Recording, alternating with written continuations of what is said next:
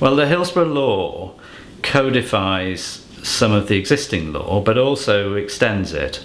But it makes it really clear to everybody involved, to the general public and everybody else, to public authorities, to public service managers, to public officials at all grades.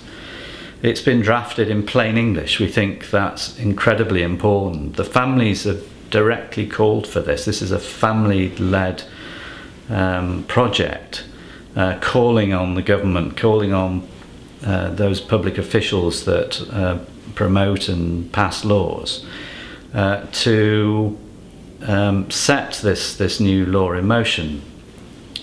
I don't think anything would have been different if it had been in force, let's say 3 years ago before the inquest started. I think things would have been different if it had been in force in 1989 when Hillsborough actually took place, because I think and hope that those junior officers who perhaps felt compelled to abide by a narrative that was being laid down by their seniors would have felt empowered to say, no, this far and no further do we go.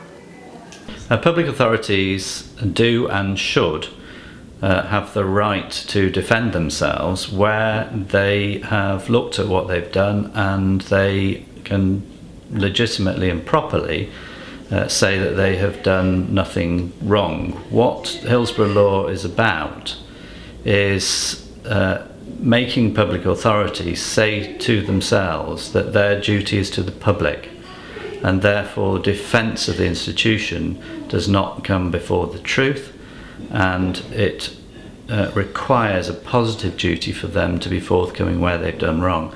No one is trying to trample on the individual rights of public servants. The law is quite specific about protecting the ordinary rights of an individual and giving evidence, for example.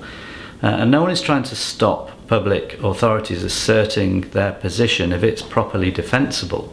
What this law is requiring is public authorities to act in the public interest. So they're not looking at things in the mindset of how do we get out of this, or how do we minimise the insurance premiums. We're trying to require public authorities to say, did we make some mistakes? Did we do anything wrong? If we did, upfront about it. If we didn't, then point out how they didn't.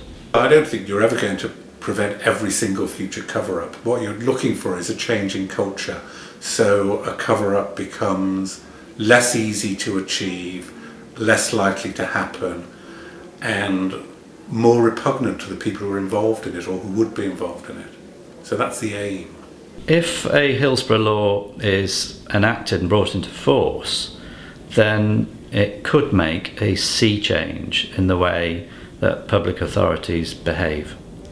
If public authorities are made to focus on the public interest and not focus on narrow institutional defence or their insurance position or the way that they're perceived either as individuals or as an institution, if they're required to act in the public interest, then there will be a sea change in the way that they operate generally. In relation to specifics like Hillsborough and any disaster or any terrible tragedy going forward, then it would mean that public authorities would have to react quickly, they would have to act with candour. Part of their reaction would be looking at themselves as to whether they acted appropriately or whether they were in some way at fault or contributed to the disaster or the tragedy, and if so, they would be required to say so as quickly as possible and to be upfront and to assist the process that we all want, which is that there is learning from anything that goes wrong, and there is accountability of those that we pay to act in the public interest, accountability to the public.